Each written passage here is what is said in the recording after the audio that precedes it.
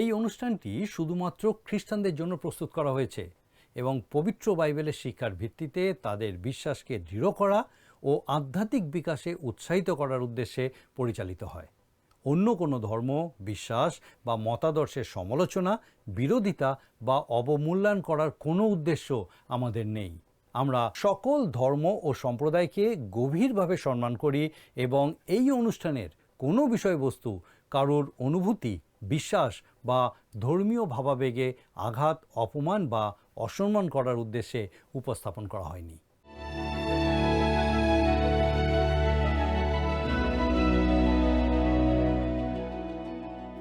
নমস্কার প্রিয় বন্ধু, জীবনবাণী অনুষ্ঠানের আরও একটি নতুন পর্বে আপনাকে স্বাগত জানাই। আশা করি ঈশ্বরের অনুগ্রহে আপনি ভালো আছেন। গত পর্বে আমরা তৃতীয় অধ্যায়ে বিশ্রামবার সংক্রান্ত সেই আলোচনা অব্যাহত রয়েছি, যা শেষ পর্যন্ত ধর্মীয় নেতাদের সঙ্গে প্রভুর চূড়ান্ত বিচ্ছেদের পথ তৈরি করেছিল। আজকের পর্বে আমরা মার্ক লিখিত সুসমাচার তার 4 অধ্যায় অধ্যয়ন করব। এখানে আমরা অনেকগুলি দৃষ্টান্তের কথা এবং ঝড় থামানোর সেই অলৌকিক ঘটনাটি দেখব। প্রথমে দেখতে পাবো বীজ বাপকের দৃষ্টান্ত ও তারপরে সেই দৃষ্টান্তের ব্যাখ্যা, তারপরে আরও কয়েকটি দৃষ্টান্ত এবং সব শেষে অলৌকিক ঘটনা। তাহলে চলুন আজকের আলোচনা শুরু করা যাক।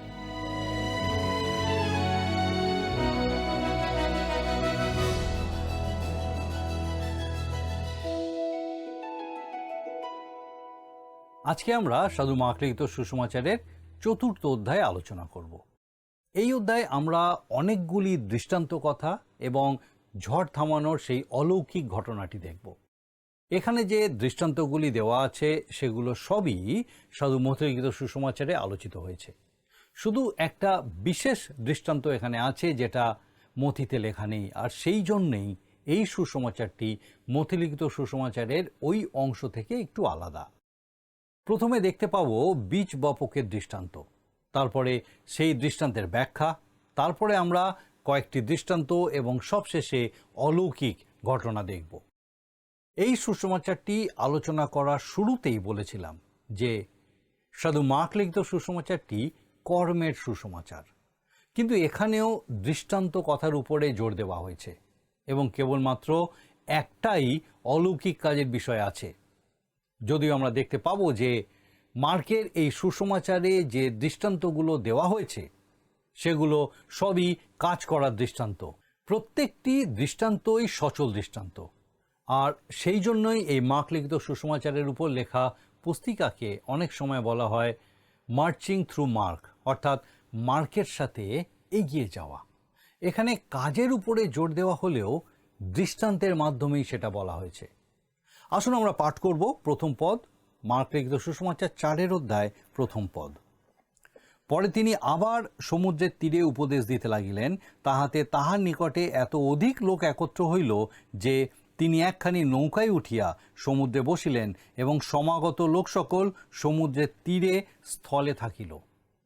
সাধু মতি এই অংশে বলেছিলেন যে প্রভু যীশু গৃহ থেকে বার হয়ে সমুদ্রের ধারে একটা নৌকায় উঠেছিলেন।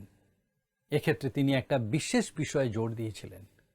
সাধু মথি যেভাবে এই ঘটনাটার বর্ণনা দিয়েছিলেন তার একটা গভীর প্রতীকী অর্থ আছে। সাধারণত বাড়ি বলতে ইসরায়েল জাতির ক্ষেত্রে বসবাসের ঘর বোঝায় এবং সমুদ্র অজিহুদি জাতিগুলিকে বোঝায়। সুতরাং তার এই কাজের অর্থ হলো তিনি নিজের লোকদের থেকে মুখ ফিরিয়ে সারা বিশ্বের মানুষের দিকে এগিয়ে গেলেন। তাই এই দৃষ্টান্তটিকে গোটা জগতের পরিস্থিতি অনুযায়ী দেখতে হবে। আমাদের উচিত এই বিষয়টাকে খুব গুরুত্ব সহকারে বিবেচনা করা। আর এই ঘটনাটি ঘটেছিল সেই সময় যখন যিশু তার পরিচর্যা ক্ষেত্রে খুবই ব্যস্ত ছিলেন। তিনি খুব ব্যস্ত ছিলেন এবং তার উপরে অনেক কাজের চাপ ছিল। তিনি শারীরিকভাবে খুবই ক্লান্ত হয়ে পড়েছিলেন। তিনি এতটাই ক্লান্ত হয়ে পড়েছিলেন যে তিনি নৌকায় ঘুমিয়ে পড়েছিলেন। সেই বিষয়টা আমরা একটু পরেই দেখতে পাবো। আসুন আমরা 2 পদটা পাঠ করি। তখন তিনি দৃষ্টান্ত দ্বারা তাহাদিওকে অনেক উপদেশ দিতে লাগিলেন। উপদেশের মধ্যে তিনি তাহাদিওকে বলিলেন, যিশু তার শিষ্যদের অথবা সাধারণ মানুষদের বিভিন্ন বিষয় শিক্ষা দেওয়ার জন্য দৃষ্টান্তের ব্যবহার করতেন। যে সময়টা নিয়ে আমরা আলোচনা করছি সেই সময়ের প্রভু যীশু তার 3 বছরের পরিচর্যা ক্ষেত্রে প্রায় অর্ধেক রাস্তা পার করে এসেছেন। এর আগেও তিনি রূপক অর্থে অনেক শিক্ষা দিয়েছেন। আমরা দেখেছি সেই কুয়োর পাড়ে বসে থাকা মহিলাকে জীবন জলের কথা বলেছিলেন। তিনি তার শিষ্যদেরকে বলেছিলেন যে তিনি তাদের মনুষ্যধারী করবেন। আবার শস্য ক্ষেত্র পরিপক্ক, কাটার সময় হয়েছে ইত্যাদি বিষয়েও তিনি বলেছেন। এছাড়াও তিনি পর্বতের উপর দেওয়া উপদেশে লবণ, জ্যোতি, পাথর ও বালির ভিত্তির কথা বলেছিলেন। কিন্তু এগুলো কোনো দৃষ্টান্ত ছিল না। তবে এখন তিনি দৃষ্টান্ত ব্যবহার করছেন, যেমন বীজ বপনকারীর দৃষ্টান্ত। আসুন আমরা 3 থেকে 7 পদ পাঠ করি। 4 অধ্যায়। শুনো, দেখো, বীজ বপক বীজ বপন করিতে গেল। বপনের সময় কতক বীজ পথের পার্শ্বে পড়িল, তাহাতে পক্ষীরা আসিয়া তাহা খাইয়া ফেলিল। আর কতক বীজ পাষাণময় স্থানে পড়িল, সেখানে অধিক মাটি পাইল না, তাহাতে অধিক মাটি না পাওয়াতে তাহা শীঘ্র অঙ্কুরিত হইয়া উঠিল। কিন্তু সূর্য উঠিলে পর পুড়িয়া গেল এবং তার মূল না থাকাতে শুকাইয়া গেল। আর কতক বীজ কাঁটা বনের মধ্যে পড়িল, তাহাতে কাঁটা বন বাড়িয়া তাহা চাপিয়া রাখিল, তাহার ফল ধরিল না। এই 3 ধরনের ক্ষেত্র যেখানে বীজ বপন করা হয়েছিল কিন্তু ফল ধরেনি। এগুলোর দ্বারা তাদেরকেই বোঝানো হয়েছে যারা সুসমাচার গ্রহণ করেনি এবং উদ্ধার পায়নি। তারা ঈশ্বরের বাক্য গ্রহণ করেনি। তাদের জীবন রাস্তার ধারে জমির মতো। সেখানকার বীজগুলো পাখিরা খেয়ে নিয়েছিল, অর্থাৎ যাদের কাছ থেকে শয়তান ঈশ্বরের বাক্য নিয়ে নিয়েছিল। অন্যরা পাথুরে জমির মতো, সেখানে বীজ অঙ্কুরিত হলেও অধিক মাটি না থাকায় সূর্যের প্রখর তাপে তা শুকিয়ে যায়। আর কাঁটা ঝোপের ক্ষেত্রে কাঁটা গাছগুলি অঙ্কুরিত হওয়া গাছটিকে চেপে দেয়। কিন্তু এগুলো ছাড়াও আরও এক প্রকারের ভূমি আছে, সেটা হচ্ছে উত্তম ভূমি। আমরা 8 পদে দেখি লেখা আছে, আর কতক বীজ উত্তম ভূমিতে পড়িল, তাহা অঙ্কুরিত হইয়া ও বাড়িয়া উঠিয়া ফল দিল, কতক 30 গুণ, কতক 60 গুণ ও কতক 100 গুণ ফল দিল। এখানে আমরা দেখতে পাচ্ছি 4 ভাগের 1 ভাগ বীজ উত্তম ভূমিতে পড়েছিল, অর্থাৎ যারা উদ্ধার প্রাপ্ত, যারা ঈশ্বরের বাক্য গ্রহণ করেছিল তারাই। কিন্তু তাদের ফল প্রদানের মাত্রা ছিল আলাদা আলাদা। কেউ 30 গুণ, কেউ 60 গুণ, আবার কেউ 100 গুণ। আপনার নিশ্চয়ই মনে আছে প্রভু যীশু গেতসিমানি বাগানে প্রার্থনা করতে যাবার আগে তিনি সেই উপরের কুঠুরিতে তার নিজের লোকদেরকে বলেছিলেন, আমি প্রকৃত দ্রাক্ষালতা। তারপর তিনি বলেছিলেন যে তিনি তাদের কাছ থেকে ফলের আশা করেন, তারা যেন অনেক ফলে ফলবন্ত হতে পারে। তিনি তার সেই প্রিয়জনদের কাছ থেকে 3 মাত্রার ফল আশা করেছিলেন, যেগুলো আমরা একটু আগেই দেখলাম।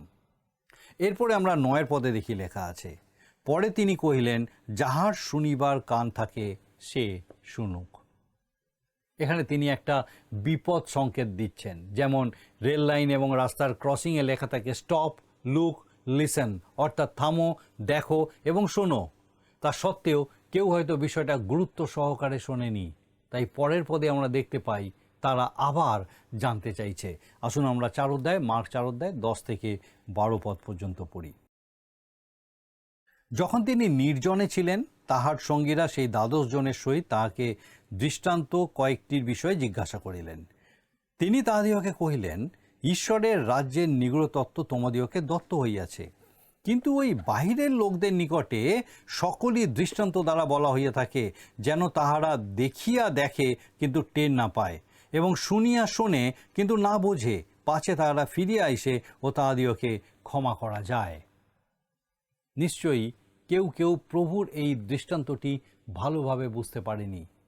তারা যখন যিশুকে এই বিষয়ে জানতে চেয়েছিল, তখন তিনি তাদের এই পদগুলি বলেছিলেন যেখানে একটু অস্পষ্টতা বা রহস্য আছে। এর একটা ব্যাখ্যা দিলে আপনার পক্ষে বিষয়টা বোঝা সহজ হবে। এই সময় থেকে তার সেবা কাজের শেষ দিন পর্যন্ত তিনি দৃষ্টান্তের মাধ্যমে কথা বলেছিলেন। তার কারণটা খুবই তাৎপর্যপূর্ণ। তার শত্রুরা তার শিক্ষাকে প্রত্যাখ্যান করেছিল। সাধারণ মানুষ আধ্যাত্মিক সত্যের প্রতি উদাসীন হয়ে পড়ছিল। তারা আধ্যাত্মিক বিষয়ের থেকে অলৌকিক কাজের প্রতি বেশি আগ্রহী হয়ে পড়ছিল। তিনি এখন তাদের আগ্রহ জাগাতে এইভাবে দৃষ্টান্ত কথার আশ্রয় নিচ্ছেন। তার শত্রুদের নেতিবাচক মনোভাব এবং সাধারণ মানুষের অলসতা, উদাসীনতা এবং বোধহীনতা তাকে দৃষ্টান্ত কথা ব্যবহার করতে বাধ্য করেছিল, যাতে যারা ধার্মিকতার জন্য ক্ষুধিত ও তৃষ্ণার্ত ছিল তারা তৃপ্ত হতে পারে, এবং যারা আধ্যাত্মিক সত্য চেয়েছিল তারা যেন তা দেখতে পায়। সাধু পৌলের লেখা করিন্থীয়দের প্রতি প্রথম পত্রের 2 অধ্যায় আমরা এই একই বিষয় দেখতে পাই। সেখানে 9 এবং 10 পদে লেখা আছে, কিন্তু যেমন লেখা আছে, চক্ষু যাহা দেখে নাই, কর্ণ যাহা শুনে নাই, এবং মনুষ্যের হৃদয় আকাশে যাহা ওঠে নাই, যা ঈশ্বর যাহারা তাহাকে প্রেম করে তাহাদের জন্য প্রস্তুত করিয়াছেন।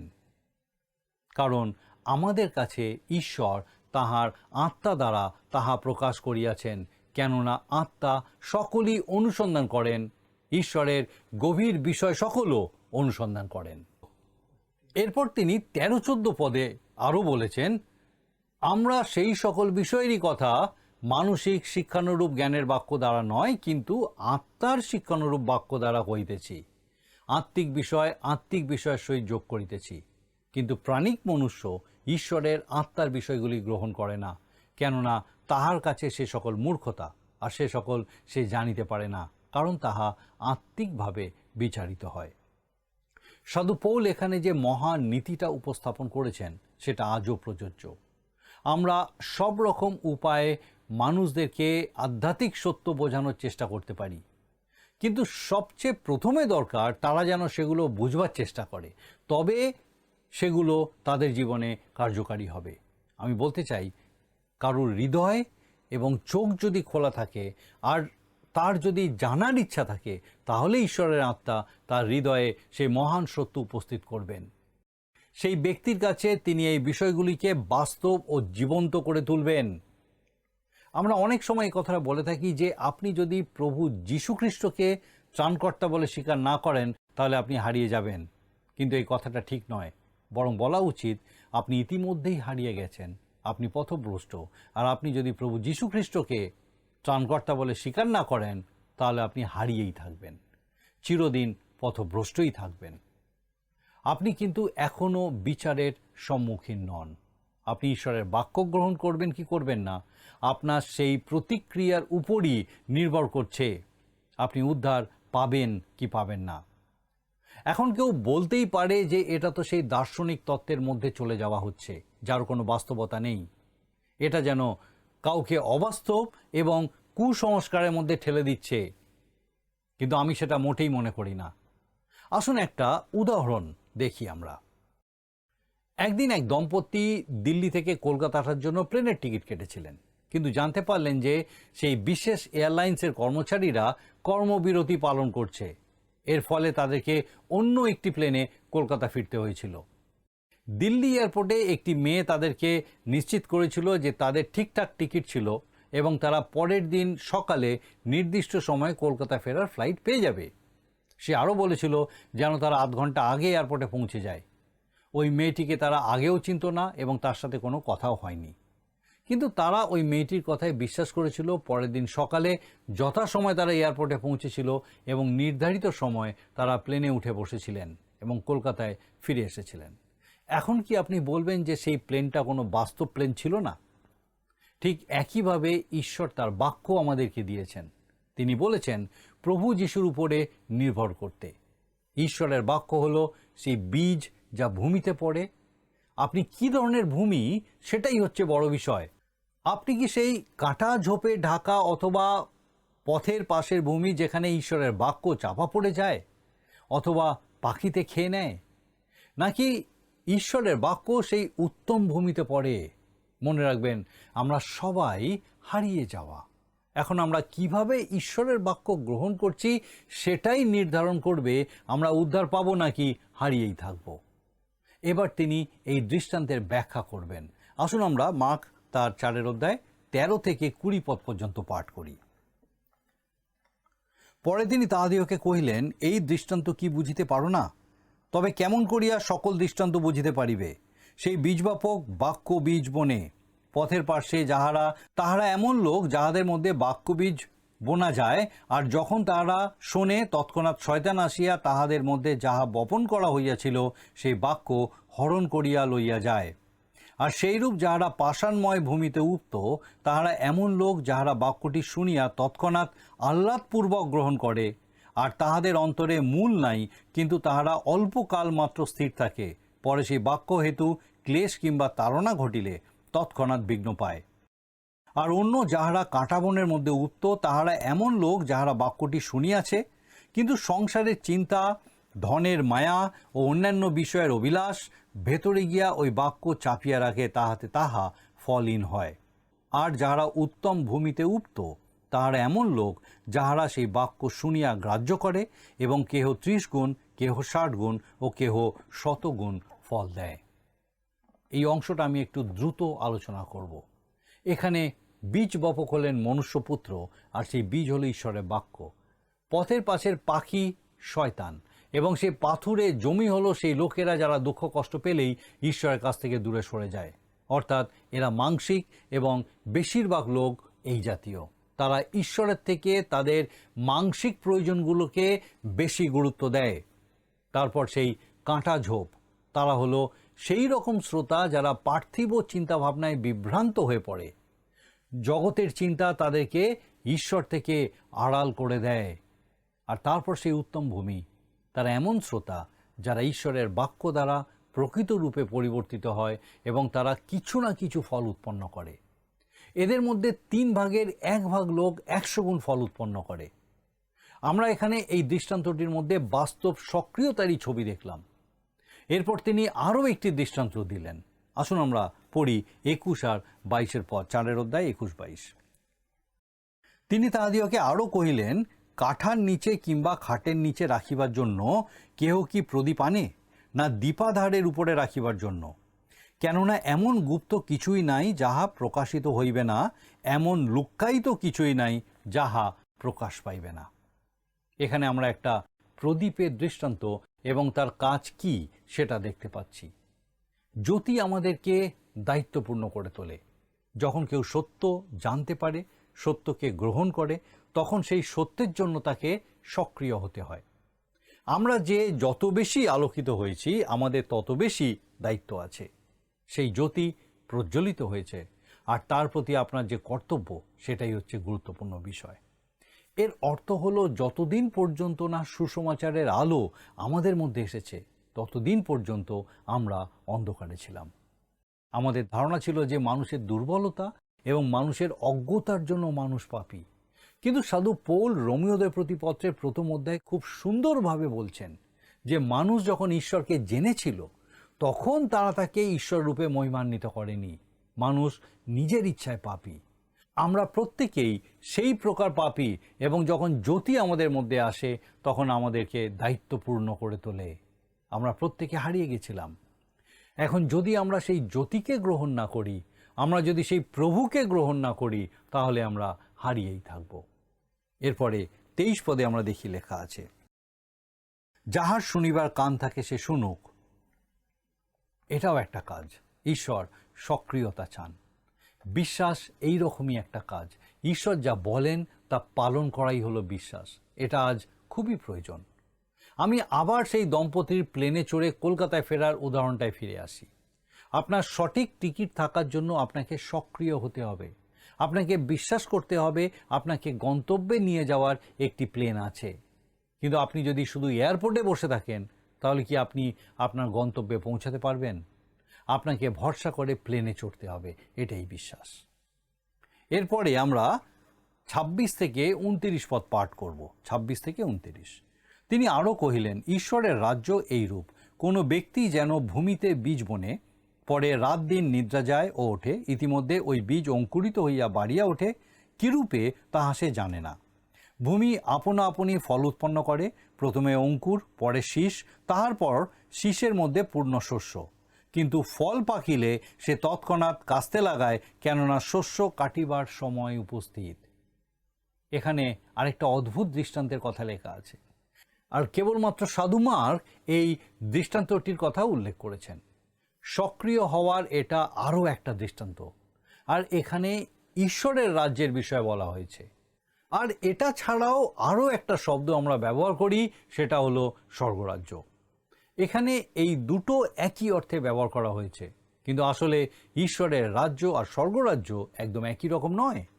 ঈশ্বরের রাজ্য অনেক বড় সমগ্র জগৎ, কিন্তু স্বর্গরাজ্য বলতে এই পৃথিবীতে ঈশ্বরের শাসনকে বোঝায়, আর সেটাও ঈশ্বরেরই রাজ্য। যেমন পশ্চিমবঙ্গ ভারতের একটি অঙ্গরাজ্য, কিন্তু পশ্চিমবঙ্গ মানে ভারতবর্ষ নয়। কিন্তু যখন আমি পশ্চিমবঙ্গে আছি, তার মানে আমি ভারতেই আছি। প্রভু যিশু এখানে একটা বীজের বেড়ে ওঠার কথা বলছেন। আমরা সকলেই জানি যে একটা বীজ থেকে একটা গাছ হয় এবং তারপরে ফল বা শস্য উৎপন্ন করে, কিন্তু কিভাবে সেটা এখনও আমাদের কাছে একটা রহস্য। যাই হোক, এই দৃষ্টান্তটিও ক্ষমতা ও কাজের কথাই বলছে। পুরনো একটা প্রবাদ আছে যে ক্ষুদ্র একটি বীজ ভবিষ্যতে মহীরুহে পরিণত হয়।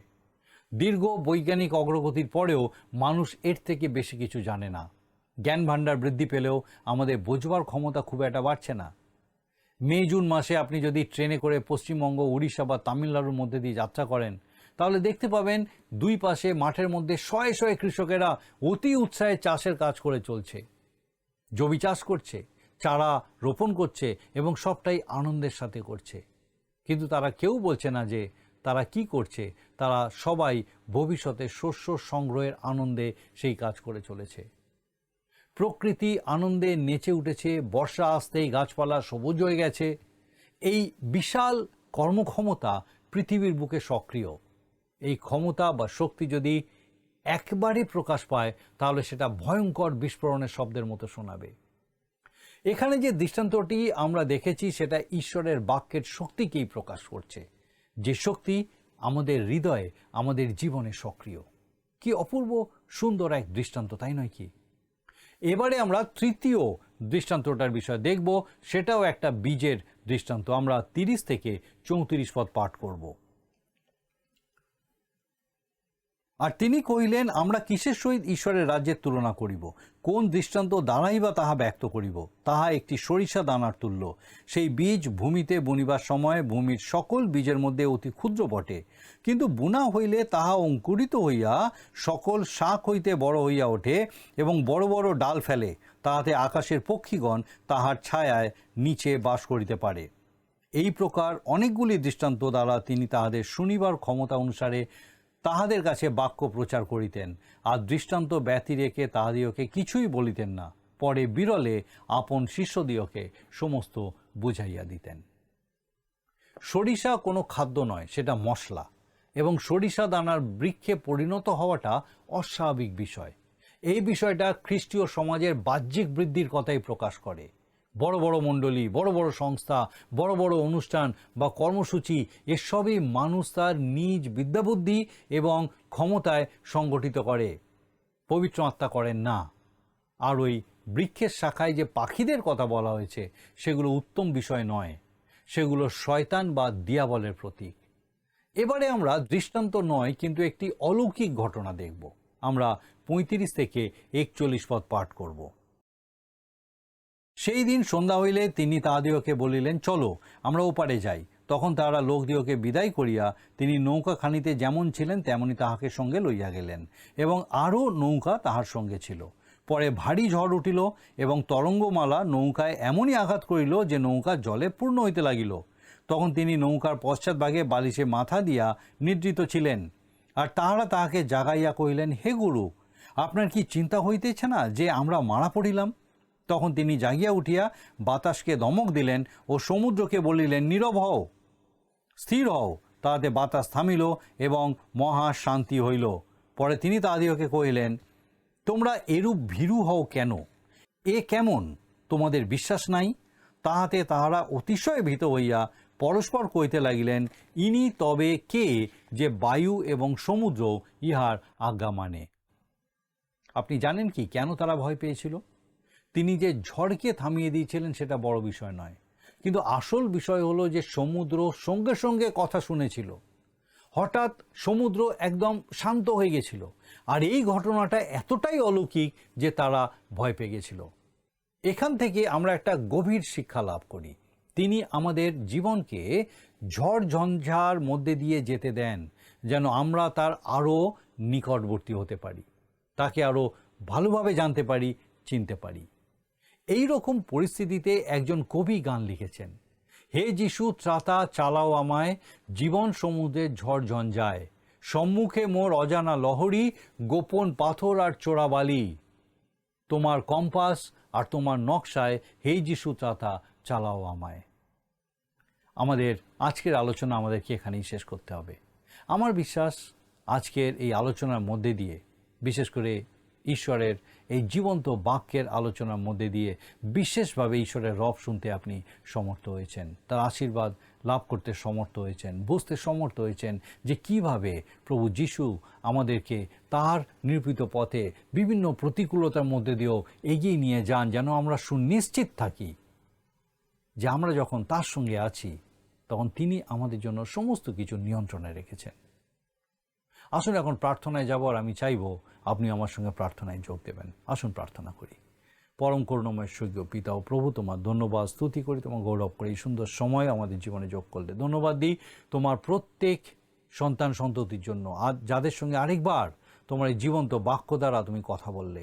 প্রার্থনা করি প্রভু সেই প্রত্যেককে, তাদের পরিবার পরিজন প্রত্যেককে তোমার পবিত্র আত্মার সুরক্ষায় সম্পূর্ণ সুরক্ষিত রাখো, সুস্থ রাখো পিতা। কোনো অসুস্থতা যদি তারা বিশ্বাসে স্থির যে প্রভু তুমি তাদের সুস্থ করতে সমর্থ, প্রভু তোমার পবিত্র পরাক্রমে তাদের সেই বিশ্বাসে যখন তারা স্থির, তোমার সেই অলৌকিক ক্ষমতা তাদের জীবনে উপলব্ধি করে তোমার গৌরব করতে সাহায্য করো। স্বর্গীয় পিতা, যদি কোনো পরিবার এই মুহূর্তে কোনো রকম কঠিন পরিস্থিতির মধ্যে দিয়ে চলছে, পারিবারিক সমস্যা হতে পারে, স্বামী স্ত্রী হতে পারে, সন্তান সন্ততির বিষয়, অর্থনৈতিক সামাজিক কোনো কারণ, প্রার্থনা করি প্রভু তারা তোমার জীবন্ত উপস্থিতিতে পিতাগো তোমাতে সমর্পিত হতে পারে এবং পিতাগো এই বিশ্বাসে স্থির হতে পারে যে প্রভু তুমি তাদেরকে বহন করে নিয়ে চলেছ এবং তোমার জ্ঞানে বুদ্ধিতে স্বর্গীয় প্রজ্ঞায় যেন তারা সেই সমস্ত সংকট থেকে বেরিয়ে আসার পথ দেখতে পায়, যেভাবে তুমি চাও যেন তারা বেরিয়ে আসে এবং তোমার গৌরব করে। প্রভু আমাদের সেই প্রত্যেক দর্শক বন্ধু, তাদের পরিবার পরিজন প্রত্যেককে তোমার চরণে সমর্পণ করি। সকল ভার নাও, প্রত্যেকের সঙ্গে থাকো, সমস্ত জাগতিকতাকে বিশেষ করে তুমি তাদেরকে রক্ষা করো, তোমাতে সুস্থির করো এবং তোমাতে এগিয়ে চলে তোমাতে বৃদ্ধি পাওয়ার মধ্যে দিয়ে তোমার গৌরব করতে সাহায্য করো। তোমার যিশু নামে ভিক্ষা দয়া করে শ্রবণ ও গ্রহণ করো। আমেন।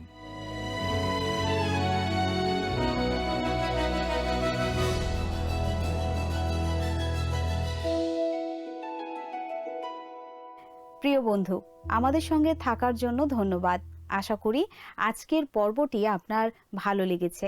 আজ আমরা শিখলাম বীজ বপনকারীর উপমার ভালো মাটির মতো আমাদেরও উচিত বিশ্বাস ও বাধ্যতার সাথে ঈশ্বরের বাক্য গ্রহণ করা এবং জীবনকে ফলবতী করা।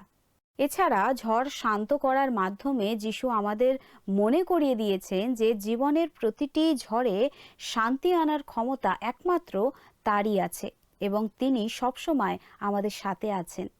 আগামী পর্বে আমরা মার্ক লিখিত সুসমাচার তার 5 অধ্যায় আলোচনা করব। এক মহিলার সুস্থতা এবং জাইরের মেয়েকে মৃত্যু অবস্থা থেকে বাঁচিয়ে তোলার অলৌকিক ঘটনা জানব। তাহলে বন্ধু, ভালো থাকুন, সুস্থ থাকুন, প্রার্থনায় থাকুন। নমস্কার। প্রিয় বন্ধু, আসুন আমরা আজকের প্রশ্নোত্তরে আসি। গত সপ্তাহের প্রশ্নের উত্তর হল অপশন সি, 12 জন। আজকের প্রশ্ন, প্রদীপ জেলে কোথায় রাখা উচিত? অপশন এ, কাঠার নিচে, অপশন বি, খাটের নিচে, অপশন সি, দীপাধারের উপরে, অপশন ডি, উপরের কোনোটাই না। বন্ধু, এই প্রশ্নের উত্তর আগামীকাল সন্ধ্যে 6টার মধ্যে option A, B, C, D সহকারে আপনার নাম ও সম্পূর্ণ ঠিকানার সহকারে 9433497235 এই নম্বরে SMS বা হোয়াটসঅ্যাপে লিখে পাঠাবেন।